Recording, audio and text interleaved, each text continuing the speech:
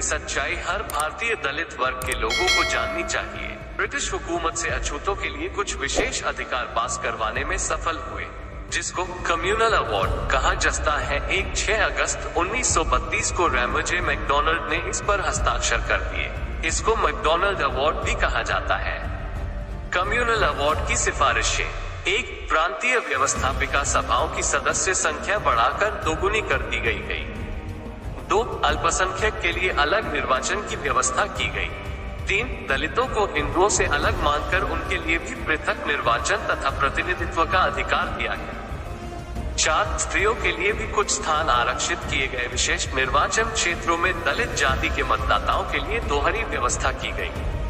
उन्हें सामान्य निर्वाचन क्षेत्रों तथा विशेष निर्वाचन क्षेत्रों दोनों जगह मतदान का अधिकार दिया गया। 5. सामान्य निर्वाचन क्षेत्रों में दलित जातियों के निर्वाचन का अधिकार बना रहा। 6. दलित जातियों के लिए विशेष निर्वाचन की यह व्यवस्था 20 वर्षों के लिए की गई। 7. दलितों को अल्पसंख्यक के रूप में मान्यता दी गई। अछूतों के लिए 24 सितंबर का दिन बेहद कड़वी यादें दिलाता है। दोस्तों, ये बात साफ तौर पर नई पीढ़ी को याद रख लेनी चाहिए कि हिंदुस्तान में दलितों के लिए न कोई दिन शुभ है, न कोई महीना शुभ है, न कोई साल शुभ है। सालों वर्षों की क्या बात करें, यहाँ तो सदियां भी अछूतों के लिए बहुत ही कष्टकारी और अमानवीय रहे हैं।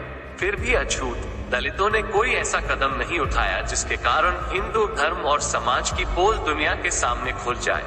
अपमान और शोषण, अस्पृश्यता का जहर पीकर भी वे भारत माता के वफादार रहे हैं। इतिहास गवाह है। 24 सितंबर 1932 को जो समझौता डॉक्टर अम्बेडकर और महात्मा गांधी के मध्य हुआ, उसके पूरे घटनाक्रम को समझने के लिए और पूना पैक्ट की सच्चाई को समझने के लिए कुछ अहम बिंदुओं पर गहनता से विचार करना होगा, जिसके लिए राष्ट्रपिता महात्मा गांधी ने अपने प्राणों की बाजी लगा दी। 1. डॉक्टर बाबा साहेब भीमराव अम्बेडकर का भारतीय राजनीति में प्रवेश और देश में एकमात्र अछूत नेता के रूप में उभरना तथा ब्रिटिश शासन द्वारा गोलमेज कॉन्फ्रेंस में भारत के दलित वर्ग के प्रतिनिधि के रूप में डॉक्टर शून्य अम्बेडकर को आमंत्रित करना।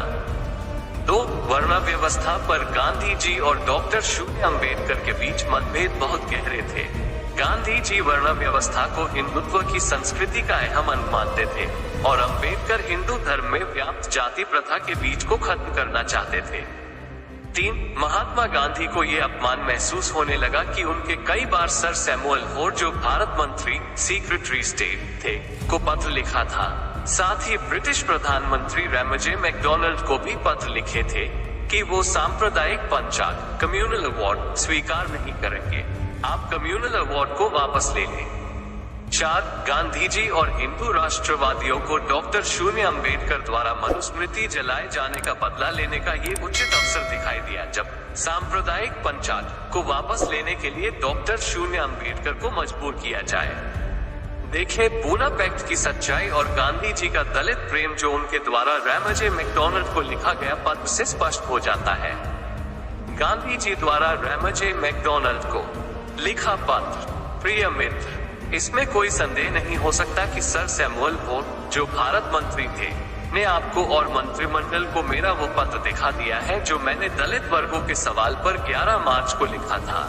उस पत्र को इस पत्र का हिस्सा माना जाए और इस पत्र के साथ पढ़ा जाए। मैंने अल्पसंख्यकों के प्रतिनिधित्व पर अंग्रेजी हुकूमत का निर्णय पढ़ा है और उस पर चुप लगा गया। सेंट जेम्स पैलेस में 3 नवंबर 1931 को संपन्न गोलमेज सम्मेलन की अल्पसंख्यक समिति की बैठक में अपनी घोषणा के अनुसार मुझे आपके निर्णय का जी जान से विरोध करना है।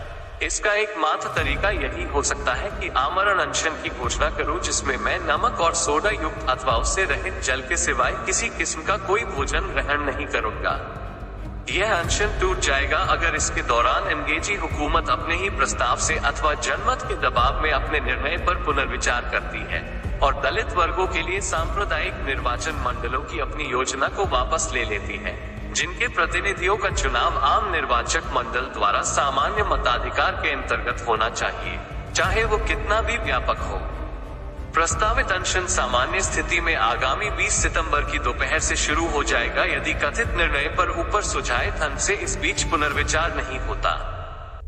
मैं यहाँ के अधिकारियों से कह रहा हूँ कि वे इस पत्र के पाठ को आपको तार द्वारा भेज दें, जिससे आपको पर्याप्त नोटिस मिल जाए।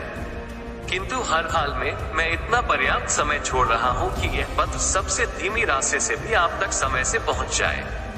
मैं यह भी कहता हूँ कि सर सैमुअल ओर को प्रेषित पत्र का उल्लेख किया जा चुका है, उसे यथाशीघ्र प्रकाशित कर दिया जाए। जहाँ तक मेरी बात है तो मैंने जेल के नियम का पूर्ण सावधानी से पालन किया है और अपनी इच्छा अथवा पत्रों की विषय सामग्री के बारे में अपने 2 साथियों सरदार वल्लभ भाई पटेल और मिस्टर महादेव देसाई के सिवा और किसी को भी नहीं बताया है। किंतु यदि आप इसे संभव करें तो मैं चाहता हूँ कि जनमत मेरी पत्रों से प्रभावित हो, जिसे मैं उन्हें शीघ्र प्रकाशित करने का अनुरोध करता हूँ। प्रिय मी गांधी, आपका पत्र पाकर मुझे अत्यंत आश्चर्य और मैं आगे कहूँ तो अत्यंत शुद्ध खेद हुआ है। बहरहाल मैं यह सोचे बिना नहीं रह सकता कि आपने इसे इस संबंध में गलतफहमी के चलते लिखा है कि दलित वर्गों के संबंध में अंग्रेजी हुकूमत के निर्णय का सही निहितार्थ क्या है। हमने हमेशा यही समझा है कि आप हिंदू धर्म से दलित वर्गों के स्थायी अलगाव के खिलाफ हैं। आपने अपने रुख को गोलमेज सम्मेलन की अल्पसंख्यक समिति पर बिल्कुल स्पष्ट कर दिया था और सर सैमुअल ओर को प्रेषित अपने 11 मार्च के पत्र में इसे फिर से व्यक्त कर दिया।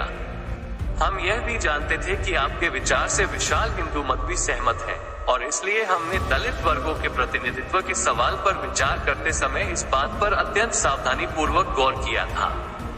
जहां हमने दलित वर्गों के संगठनों से प्राप्त अनेक अपीलों को और उन आम स्वीकृत सामाजिक योग्यताओं पर ध्यान देते हुए जिनके तले वे जूझते हैं और जिसे आपने अक्सर माना है, इसे अपना कर्तव्य समझा है कि उसकी रक्षा करें, जिसे हम विधायिका में उचित अनुपात में प्रतिनिधित्व का दलित वर्गों का अधिकार मानते हैं, वहीं हम इस ओर भी उतने ही सावधान थे हम ऐसा कुछ न करें जिससे उनका समुदाय हिंदू जगह से टूट जाए।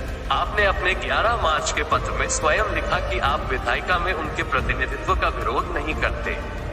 आप जिसे दलित वर्गों के लिए एक सांप्रदायिक निर्वाचन मंडल कहते हैं, हमने उसे बनाने के विरुद्ध जानबूझकर निर्णय किया है और दलित वर्ग के सभी मतदाताओं के सामान्य अथवा हिंदू निर्वाचन क्षेत्रों में शामिल किया है, जिससे कि ऊंची जातियों के प्रत्याशियों को दलित वर्गों से अथवा दलित वर्गों के प्रत्याशियों को ऊंची जातियों से चुनाव में वोट मांगने पड़े।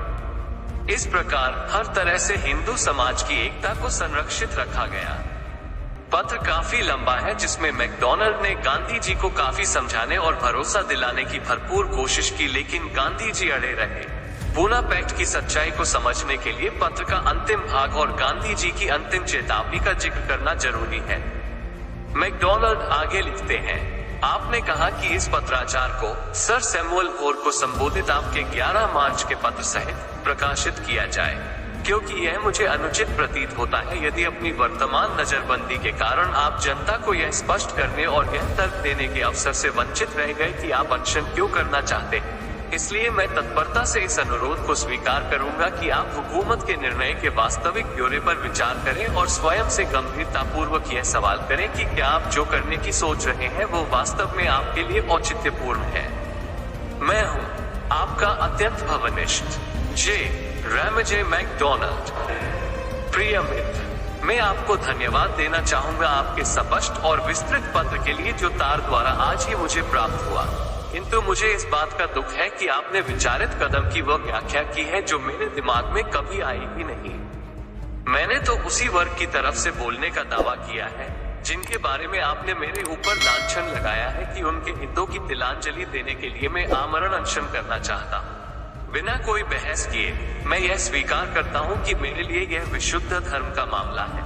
मात्र दलित वर्गों के पास दोहरे वोट होने से ही उनका अथवा हिंदू समाज का विघटन से बचाव नहीं हो जाता। दलित वर्गों के लिए पृथक निर्वाचन मंडल की स्थापना में मुझे जहरीले इंजेक्शन का बोध होता है, जिसे सोच समझकर हिंदू धर्म को नष्ट करने के लिए दिया जा रहा है और जिससे दलित वर्गों का कोई भला नहीं होना। आपकी अनुमति से मैं यह कहना चाहूंगा कि आप चाहे जितने भी हमदर्द हों, आप संबंधित पक्षों के लिए इतने अधिक और धार्मिक महत्व के मामले पर सही निर्णय पर नहीं पहुंच सकते। मैं तो दलित वर्गों के सामान्य से अधिक प्रतिनिधित्व के विरुद्ध भी नहीं होना चाहूंगा। मेरा विरोध तो सीमित रूप में भी हिंदू धर्म से उनके वैधानिक अलगाव को लेकर है, जब तक भी इसकी सदस्य बने रहना चाहते हैं। क्या आपने यह महसूस किया है कि यदि आपका निर्णय बरकरार रहता है और संविधान अस्तित्व में आ जाता है, तो आपके कारण उन हिंदू सुधारकों के काम की अद्भुत प्रगति बाधित हो जाएगी जिन्होंने स्वयं को जीवन के प्रत्येक क्षेत्र में अपने दबे पिसे बंधुओं के उत्थान के प्रति समर्पित कर दिया है। मेरी राय में अन्य अनेक हिस्सों पर भी भारी आपत्ति की संभावना है, बस मैं उन्हें इस योग्य नहीं समझता कि उनके कारण आत्मोत्सर्ग, स्व बलिदान करूं, जैसे कि दलित वर्गों के मामले में मेरे विवेक ने मुझे प्रेरित किया है। मैं हूं सदा आपका निष्ठावान मित्र M.K. गांधी। पूना पैक्ट भारतीय इतिहास में इसलिए भी विशेष महत्व रखता है कि ये हिंदुओं, उच्च वर्ग, सवर्ण के बीच हुआ था। अब प्रश्न उठेगा, हिंदुओं के बीच ये कैसी संधि थी?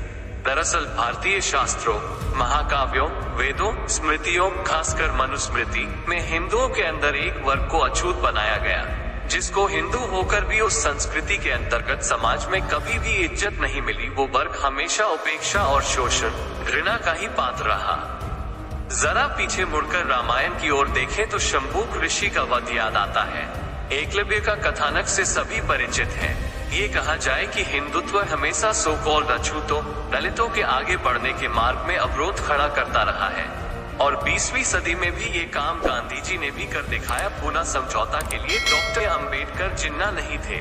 मैंने जिया लाल आर्य की लिखी पुस्तक दलित समाज आज की चुनौतियां पढ़ी। उन्होंने पूना पैक्ट के विषय में जो समीक्षा की है, उनसे कुछ पंक्तियां ली हैं जो निम्नवत है। पूना समझौता ने न केवल दलितों का बल्कि भारतीय समाज का उपकार किया है। इसके लिए कमोवेश मैं गांधी और अंबेडकर दोनों को उत्तरदायी मानता हूँ। जिस समय यह ऐतिहासिक समझौता हुआ, उस समय स्वाधीनता आंदोलन भी चल रहा था। ब्रिटिश सरकार ने अंबेडकर के उस प्रस्ताव को मान लिया था कि दलितों का अलग चुनाव क्षेत्र होना चाहिए और दलितों या हरिजनों के प्रतिनिधियों का चुनाव हरिजनों द्वारा होना चाहिए। गांधी ने इसके विरोध में हड़ताल की और अंबेडकर पर राष्ट्रीय आंदोलन का दबाव बहुत भारी पड़ा।